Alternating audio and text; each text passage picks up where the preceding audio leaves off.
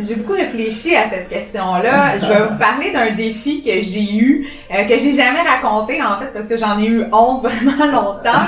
Mais en fait, c'est que aujourd'hui, nous allons accueillir une femme spéciale, une femme inspirante, une femme dont le parcours mérite que vous en sachiez davantage.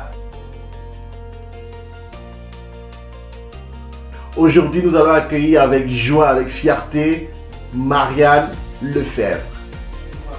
bonjour Brice. Tu vas bien? Ça va bien toi? Ça va super bien, merci. Merci infiniment d'avoir accepté mon invitation. Bienvenue, c'est un plaisir. Ça fait vraiment plaisir de t'avoir dans le cadre de ce podcast. Tu sais, quand j'étais écrit sur LinkedIn, je me suis dit, il faudrait qu'elle accepte parce qu'elle a un profil que j'aime bien. J'aimerais bien ça, que mes internautes puissent davantage la connaître et tout. J'ai été heureux qu'à la fin que tu puisses accepter. Ben, merci de m'avoir contacté, c'est un plaisir. Plaisir partagé. Alors Marianne, dis-moi, qu'est-ce qui fait que tu acceptes de venir dans le cadre de ce podcast pour qu'on échange, pour que les internautes puissent en savoir davantage que toi? Ben, je trouvais en fait que c'était des thématiques intéressantes qui me changeaient un petit peu de mon cadre habituel. Je trouve que c'est important d'en parler aussi. Moi, j'ai pas nécessairement eu un parcours scolaire, un parcours professionnel typique, si on peut dire ça comme ça. J'ai eu quelques embûches, tu sais. Puis des fois, quand on est dans les embûches, on trouve ça difficile, mais par la suite, aujourd'hui, je me rends compte que sans ces embûches-là, je serais peut-être pas rendue où est-ce que je suis aujourd'hui. Donc, au final, ce sont les embûches qui forment notre vie, qui forment notre vision, notre carrière. Donc, c'est important d'en parler. Super! Et moi, j'aime ça, les parcours atypiques, parce qu'à la fin de la journée, il n'y a pas un trajet spécifique, unique à emprunter pour arriver à réaliser ses rêves et à réaliser qui est-ce qu'on est, qu'est-ce qu'on a appelé à devenir. Moi, ça m'inspire déjà d'écouter ces quelques phrases que tu viens de prononcer, Marianne. Alors, est-ce que tu peux dire aux internautes, tu peux nous parler un peu de toi, qui es-tu? Est-ce que tu peux te présenter un peu? Oui, donc, mon nom est Marianne Lefebvre, je suis nutritionniste diététiste, donc au Québec, c'est exactement la même chose. J'ai également une maîtrise, une spécialité donc en nutrition internationale. J'ai mon entreprise qui s'appelle maintenant Marianne Lefebvre, Nutrition d'ici et d'ailleurs depuis 2013. Ok, wow. Super. Et le parcours un peu de Marianne, comment tu fais pour te retrouver dans la nutrition? Ça n'a pas été un choix qui a été fait instantanément. La nutrition, en fait, quand je devais choisir mon domaine d'études au cégep, j'avais été refusée dans mon premier choix. Donc, ensuite, j'étais un petit peu perdue. J'avais essayé différentes choses. Je trouvais pas vraiment ma voie. J'ai fini par faire un DEC où notre projet de fin de DEC, de fin de stage, était au Mexique. Donc là, je me disais, wow, il existe tout un autre monde en dehors du Québec, je n'étais jamais sortie. Ensuite, étant donné que je savais pas trop quoi faire de ma vie, j'ai dit, bon, ben, je vais partir en voyage. Donc, je suis partie en voyage 1 an en Europe. Au cours de ce voyage-là, j'ai fait le pèlerinage de Saint-Jacques-de-Compostelle. Donc, pour ceux qui savent peut-être un petit peu moins c'est quoi, là, c'est vraiment comme de la marche à tous les jours vers Saint-Jacques-de-Compostelle. Moi, j'ai marché pendant 1 mois de temps, en moyenne 28 km par jour. Puis, je me suis rendu compte, en fait, que au fur et à mesure que je marchais, mon corps avait tellement besoin d'énergie. Là, je mangeais des gros pots de légumineuses. Puis j'ai vu, en fait, à travers cette activité physique-là qui était, somme toute, intense, que mes performances, j'avais beaucoup plus d'énergie. C'était beaucoup plus facile pour moi d'atteindre mes objectifs lorsque j'avais une bonne alimentation, que je mangeais suffisamment de glucides. Là, je me suis dit, wow, c'est donc bien cool, la nutrition! Wow. Donc, quand je suis revenue de ce voyage-là, j'ai dit, OK, c'est bon, je m'en vais en nutrition parce qu'on dirait que ça m'avait captivée. Donc, j'étais allée faire mes sciences pures. Ensuite, je suis allée faire mon bac en nutrition au Nouveau-Brunswick. Ensuite, je suis revenue à Montréal faire une maîtrise en nutrition internationale. Peu de gens, en fait, savent c'est quoi cette spécialité. Donc, je vais prendre quelques secondes pour l'expliquer. Absolument. En fait, c'est vraiment qu'on se spécialise dans les problématiques nutritionnelles à travers le monde, spécifiquement dans les pays en développement. Donc, dans les pays en Amérique du Nord, par exemple, en Occident, c'est beaucoup plus, par exemple, des problèmes de malnutrition par surcharge qu'on est habitué de voir, comme diabète, cholestérol, des choses comme ça, hypertension. Dans les pays en développement, c'est plus des types de malnutrition par carence, par exemple, kwashiorkor, maras, donc des malnutrition, manque de protéines, d'énergie. Donc, suite à cette maîtrise-là, moi, en fait, j'ai fait mon travail de maîtrise aussi en Haïti. Donc, c'était vraiment sur l'alimentation en lien avec des facteurs cardio-métaboliques, puis statut socio-économique. Ensuite, j'ai travaillé quelques années dans le système de la santé pour me rendre compte finalement qu'il y avait vraiment un grand besoin ici chez les femmes immigrantes. Le Canada est un leader en immigration. En faisant des recherches là-dessus, je me suis aperçue qu'il y avait de plus en plus d'études qui démontraient que les immigrants qui arrivaient au Canada étaient en excellente santé, mais que leur état de santé se dégradait indirectement proportionnel au nombre d'années que les gens vivent ici. Quand j'ai su ça, ça m'a vraiment choquée. Puis en plus, moi, je le voyais comme dans ma pratique à tous les jours, des problèmes de santé de toute nature, tu sais, mais souvent qui étaient liés juste à des compétences culinaires, à des compétences comment faire les courses, des choses comme ça, tu sais, comment faire des boîtes à lunch aux enfants. Donc, puis je me disais, mon Dieu, ça se peut pas, tu sais, qu'on accueille autant d'immigrants puis qu'il y a personne qui s'en occupe. Là, l'idée allait germer pendant 1 an de temps. Finalement, j'ai décidé d'aller faire un cours en entrepreneuriat puis d'ouvrir mon entreprise. Donc, à la base, ça s'appelait Intégration Nutrition. Donc, ma mission était vraiment d'aider les nouveaux arrivants à s'adapter, à adapter leur mode alimentaire à l'espace, à l'environnement alimentaire québécois. Exactement. Et donc, mon but, ça n'a jamais été, ça ne l'est pas encore, de dire aux nouveaux arrivants, aux immigrants, de manger comme les Québécois. C'est pas ça du tout. Juste, il faut faire des petites adaptations dans son alimentation.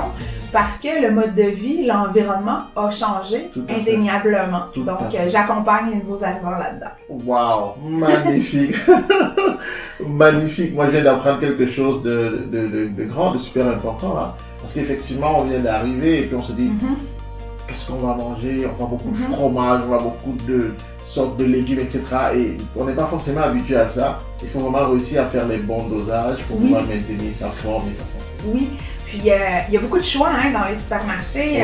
Tu sais, des fois, il y a comme 20-25 sortes de yogourt, il y a différentes sortes de pain. Les gens deviennent mélanger qu'est-ce qui est bon, qu'est-ce qui est pas bon. Il y a énormément d'informations en nutrition, énormément de marketing alimentaire. Il y a plusieurs facteurs en fait qui fait que les gens ne s'y retrouvent pas. Tu sais. La façon d'acheter aussi est assez particulière ici. Tu sais, ici, on va acheter, en général, on va faire nos courses 1 fois par semaine. On achète les provisions pour toute la famille pour la semaine. Alors que dans de nombreux pays, on va faire les courses à tous les jours au marché, jour le jour exactement, tu sais, pour préparer les repas du jour. Je me permets, Brice, une autre facette de mon entreprise que j'ai développée là, depuis 1 an et demi environ. J'ai développé différentes activités pour les entreprises, donc des conférences, des ateliers team building dans les écoles aussi, pour vraiment, toujours à l'entour de la nourriture. Oui, moi c'est beaucoup de l'éducation nutritionnelle, majoritairement en groupe. Donc j'ai développé une nouvelle gamme de services qui consiste vraiment à créer des ponts interculturels autour de la nourriture. Donc des gens de différentes nationalités, des Québécois d'origine, peu importe, mais c'est vraiment toujours dans des thématiques multiculturelles, de régions du monde. Donc, j'apprends aux gens comment bien manger en intégrant des initiatives, des aliments qui viennent d'ailleurs, par exemple, puis en créant des ponts. Puis mon objectif, c'est vraiment d'améliorer en fait le mieux vivre ensemble. Puis, la nourriture, c'est tellement rassembleur. Absolument, absolument. Puis, tu sais, j'ai vu aussi à travers mon expérience que pour les immigrants, les nouveaux arrivants, ils laissent tellement de choses derrière eux, souvent la famille, la maison, le réseau social. La nourriture, leur façon de s'alimenter, c'est une des seules choses qu'ils peuvent apporter avec eux, aussi qu'ils peuvent partager. Donc, mes activités visent souvent à mettre de l'avant les cultures alimentaires des différentes personnes pour vraiment que les gens soient fiers et qu'ils puissent nous faire partager. Tout à fait. Pour ceux qui veulent en savoir plus en fait sur mes activités, vous allez voir tout le détail là, de ce que je fais. Sur ton site internet, on peut voir ça? Oui, sur mariannelefebvre.ca. Marianne, on souhaiterait que tu nous parles d'une décision difficile que tu as prise et qui t'a amené à sortir du confort afin de réaliser un rêve spécifique. Brice, je pense que je vais vous répondre. Ma réponse s'apparente probablement à de nombreux entrepreneurs. Donc, je pense que le plus gros risque que j'ai pris dans ma vie, c'est justement de laisser un poste permanent temps plein, très bien rémunéré pour me lancer mon entreprise d'économie sociale. Tu sais, il y a tellement de monde qui comprenait pas, qui me disait, ben voyons Marianne, tu sais, ta clientèle cible, c'est les nouveaux arrivants. C'est des gens qui n'auront pas les moyens de te payer. Comment tu vas faire pour vivre de ça? J'ai vraiment entendu toutes sortes de choses, puis que ça soit la famille, que ça soit les amis aussi. Puis, tu sais, le fait que, dans le fond, on appelle ça l'effet de l'immigrant en santé, là, l'effet que les gens réussissent avec un excellent état de santé, puis que l'état de santé se dégrade, c'est pas quelque chose qui est connu. Tu sais, il y a très peu de gens. Aujourd'hui, on en parle de plus en plus, là, tu sais, mais en 2012, 2013, c'était pas du tout quelque chose de connu. Tu sais, donc, il fallait toujours que j'explique ça autant à mes collègues que, tu sais, lorsque j'allais chercher des clients, tu sais, parce que même les, tu sais, les PDG ou les gens qui avaient, par exemple, qui tenaient des organismes pour nouveaux arrivants, mais qui n'étaient pas nécessairement en santé, ils disaient, ben voyons, tu sais, comme, j'ai pas remarqué. Puis là, en parlant, ils étaient comme, ah, ben c'est vrai, telle madame a des carences en fer, telle madame elle a pris du poids, tu sais. Donc c'est indéniablement partir de mon entreprise qui a été le plus gros risque. Vraiment te lancer, bâtir une entreprise dans un secteur comme celui-là qui n'est pas compris par l'environnement, c'était vraiment prendre du risque. Et est-ce que tu peux nous expliquer un peu, c'est quoi le processus? Qu'est-ce qui t'aide à te décider à te lancer dans cette entreprise, même si tu sais que ça va pas être facile, parce que les gens ne comprennent pas?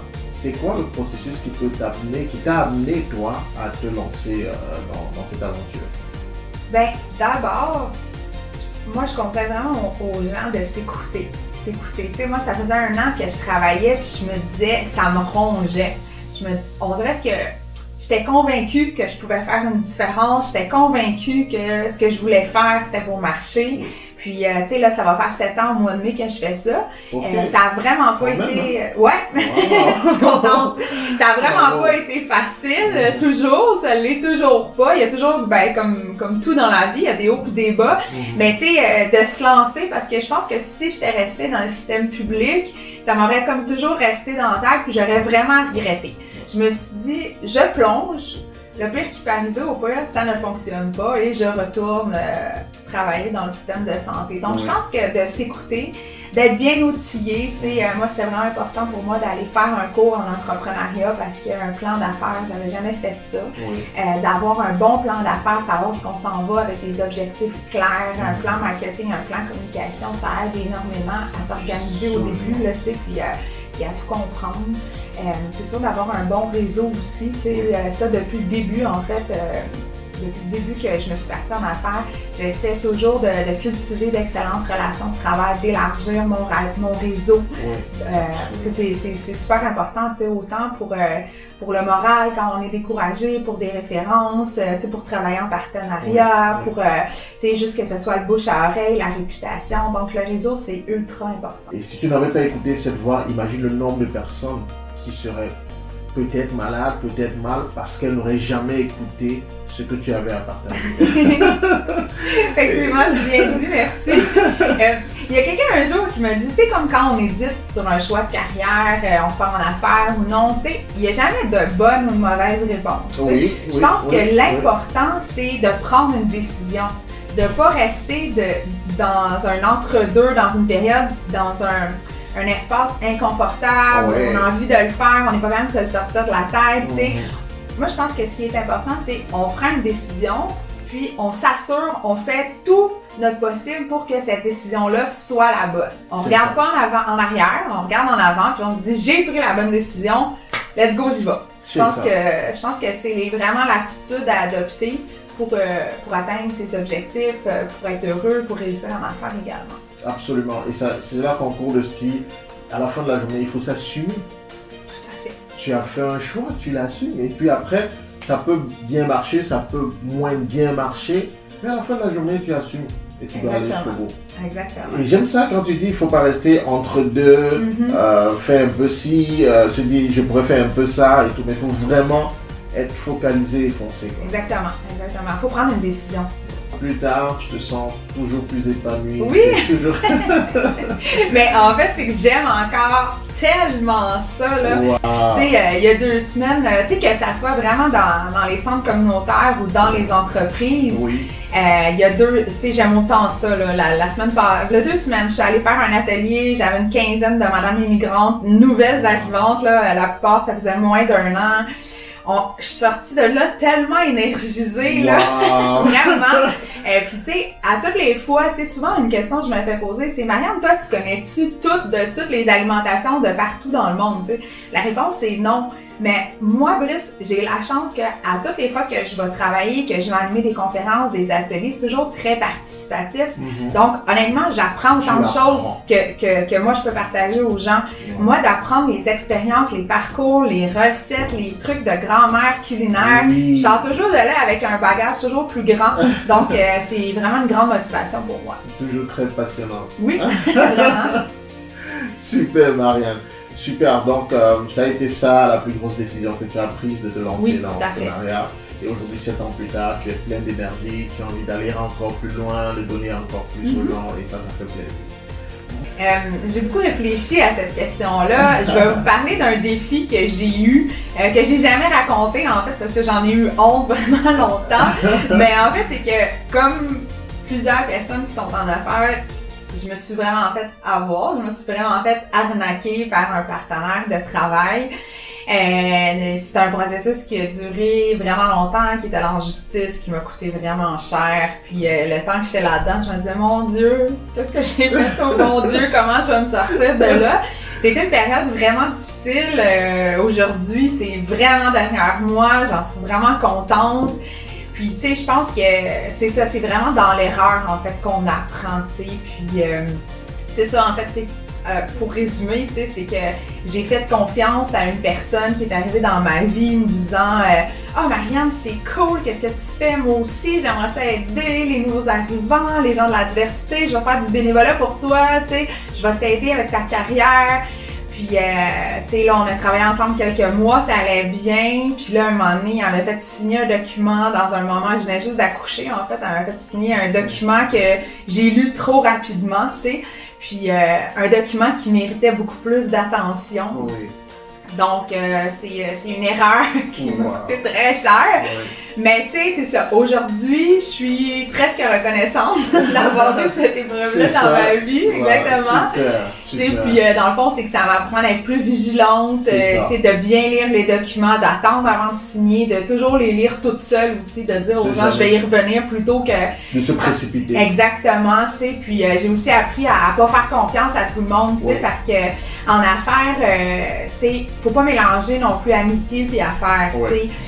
Je pense que des fois, les personnes peuvent être très gentilles, que ça soit des bonnes personnes, mais quand c'est le temps, quand l'argent rentre en ligne de compte, quand différents facteurs, alors là, tu sais, c'est ça, la relation change. Donc, tu sais, toujours garder à l'esprit que les partenaires de travail, on les veut gentils, sympathiques, mais tu sais, que ça reste que c'est des partenaires d'affaires quand même, tu sais. Puis encore là, tu sais, je reviens, je pense que c'est s'écouter. Tu sais, parce qu'à plusieurs moments avec cette personne-là, je me dis, ah, il me semble, c'est bien bizarre, tu sais, qu'elle veut travailler pour moi gratuitement, qu'elle demande rien en échange, tu sais. Donc, je trouvais ça bizarre, tu sais, j'aurais dû, je pense, plus en parler. C'est ça. Puis, tu sais, maintenant, comme ma philosophie, c'est, dès le départ, on établit le win-win. Qu'est-ce que moi, je retire de ça, mais qu'est-ce que toi tu retires? C'est ça.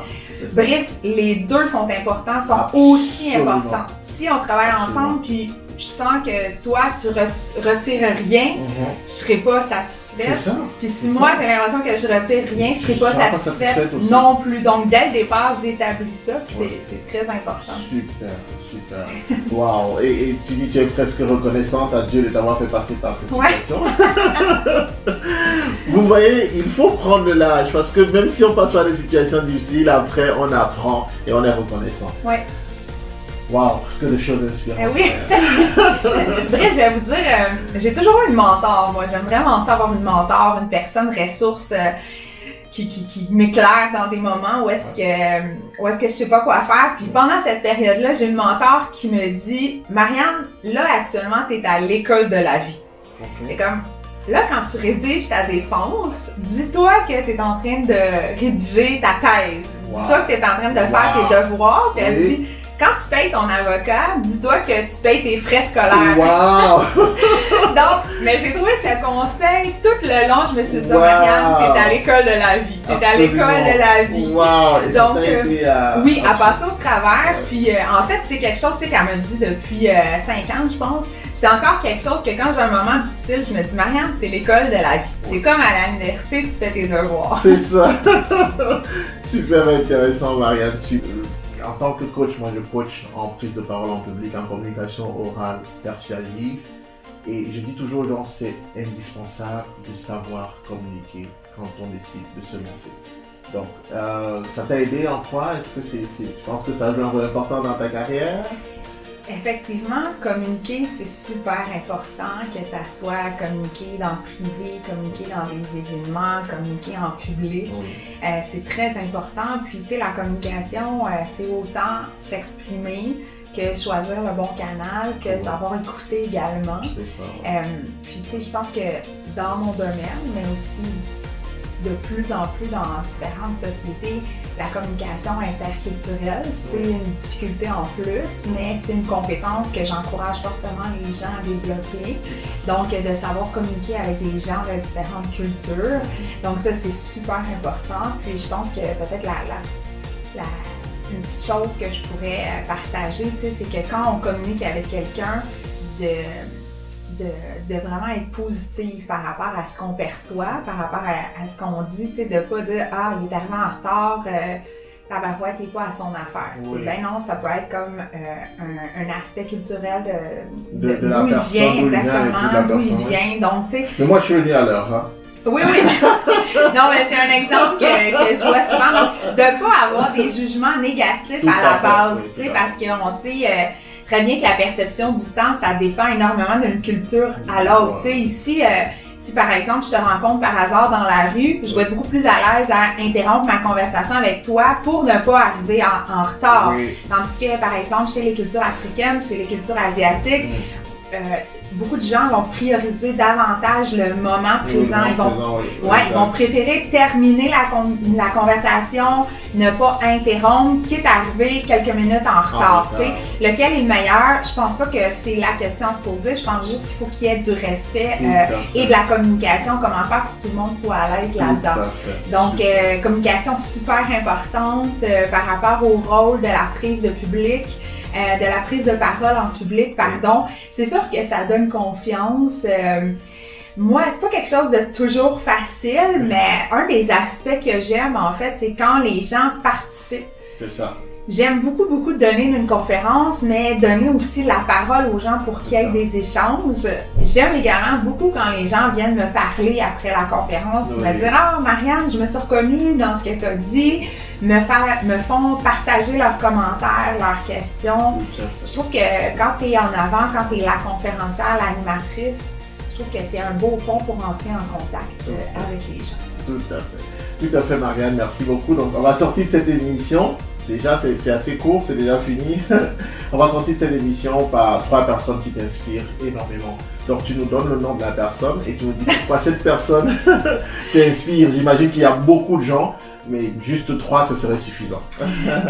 Moi, Brice, je vais répondre à moitié à ta question parce que j'ai réfléchi à cette question-là. Oui. Puis, moi, en fait, les gens qui m'inspirent, puis tu sais, je suis vraiment honnête, là, les gens qui m'inspirent, c'est les gens qui sont différents, puis qui sont fiers d'être différents, puis qui sont capables de nous montrer que la différence, c'est un avantage. Oui. Les autres personnes qui m'inspirent, ce sont les personnes qui croient vraiment que la diversité, c'est une richesse dans tous les milieux. En fait, on en parle beaucoup de la diversité en ce moment. Je suis contente qu'on en parle parce que je pense que c'est pas facile de vivre dans une société où est-ce qu'on est différent. Puis, tu sais, à l'inverse, ça serait-tu plate qu'on soit tous pareils? Oui. Moi, je souhaite, mon plus grand souhait, en fait, c'est que tout le monde perçoivent la diversité comme une richesse, que ça soit dans un couple, au sein d'une entreprise, au sein d'une société. Donc, puis tu sais, toutes les sortes de diversité, hein, que ça soit les diversités raciales, les diversités sexuelles, tu sais, toutes sortes de diversités, les diversités de corps également. Je pense que tout le monde a le droit d'exister, tout le monde a sa place, puis tout le monde devrait être fier et bien d'exister avec ses différences. Donc, moi, c'est ces types de personnes-là qui m'inspirent. Ok, merci beaucoup, Marianne. Tu as préféré parler des catégories plutôt que des individus. Et ça, c'est super intéressant aussi. Merci beaucoup d'avoir pris cet angle-là. Marianne, merci infiniment une fois de plus d'avoir accepté notre invitation.